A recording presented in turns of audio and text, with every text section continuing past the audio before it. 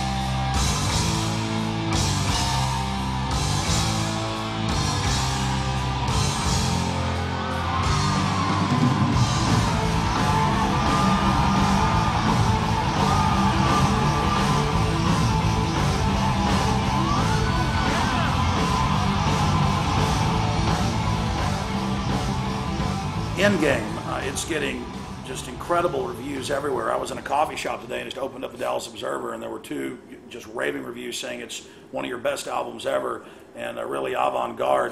What is the message of Endgame?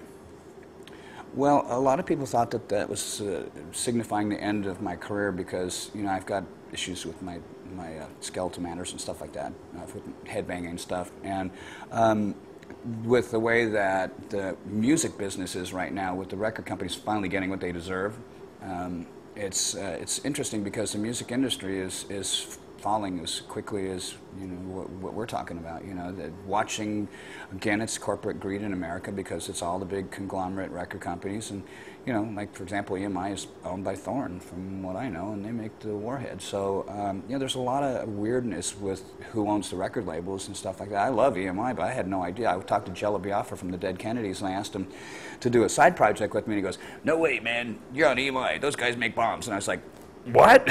So I had no idea. And of course he told me that Oldsmobile made machine guns for the Nazis too and stuff like that, which totally tripped me out, but I had no idea.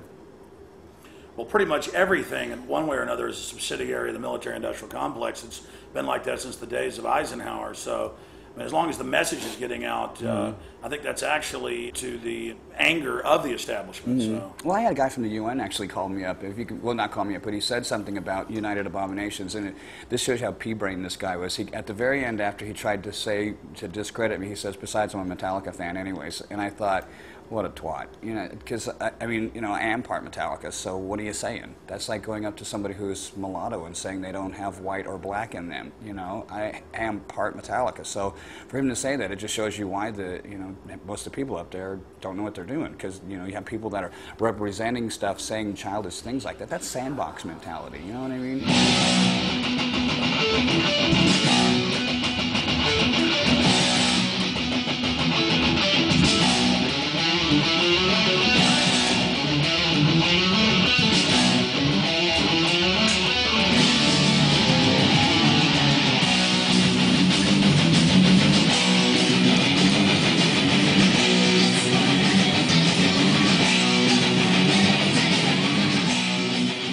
When you talk about Endgame, you talk about these greedy, corrupt mega corporations.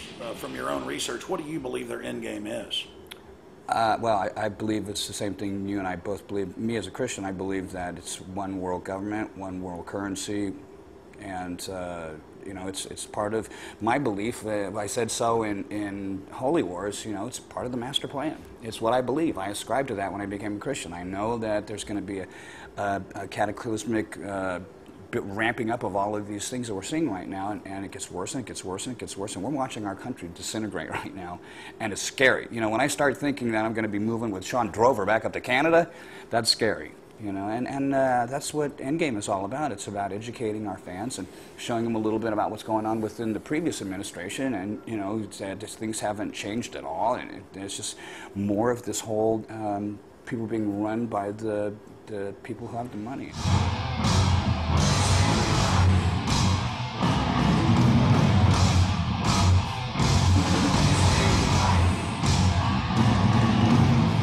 I'd heard something that when we had the dollars before and it had red ink on it. Yes.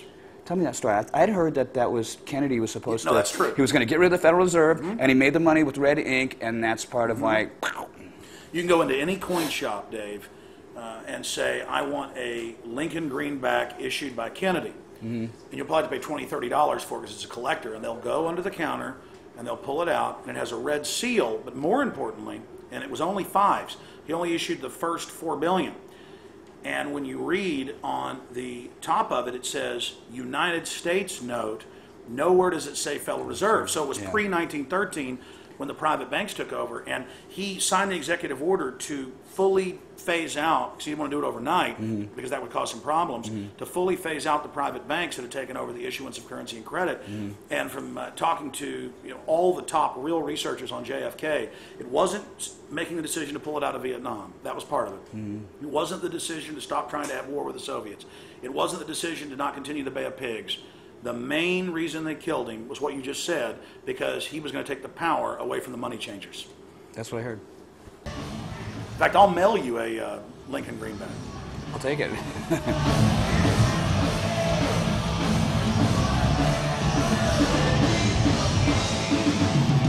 That's when he got Lincoln killed.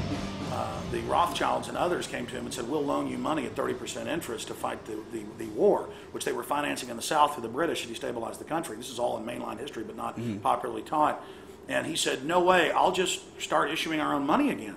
And so as soon as the war ended, they killed him over that again. So that's why it's called the Lincoln greenback, because that was the last time since Andrew Jackson that money had been issued, so he didn't have to go get a law passed. Kennedy could say, well, as president, I can reissue any currency that's already been out there. And that got him killed. But I don't want to sit here and give a history lesson. But no, that's good, because it'll probably end up in a song.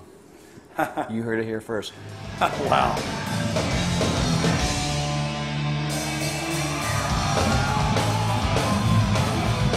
This is the pick of the week by the Dallas Observer for all the concerts going on in Dallas. And it's Justin's pick of the week. And he says, Megadeth have recently put out their masterwork with Endgame, a relentless assault on corruption, FDIC, the banks, military occupations, and the mind scramble of today's world gone insane. With Dave Mustaine's articulate and spiteful delivery and blistering guitar work. Maybe you need to be spiteful. Yeah, I guess. On the other, and it just goes on from there. I mean, is that an accurate kind of snapshot of the album? I don't agree with the spiteful part, but yeah, I think so. It's certainly about the topics, but I think any 10-year-old can read the lyrics and say that's what this is all about. And it's much more deeper than that. Each one of those songs is it is about those things, but it's so much more deeper. It's not like me just sitting on the fence and casting aspersions. It's really getting into the game and saying this is what it feels like to take a hit. You know what I mean?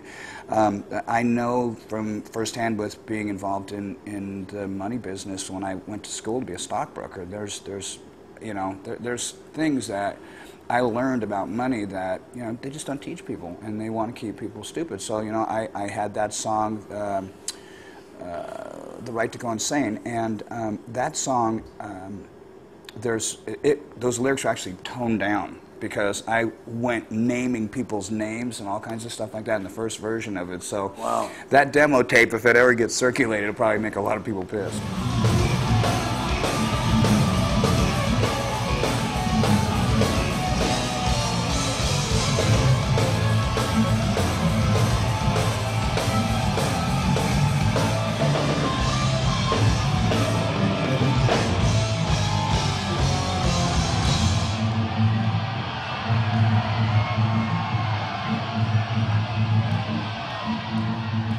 We figure the songs out while we're here.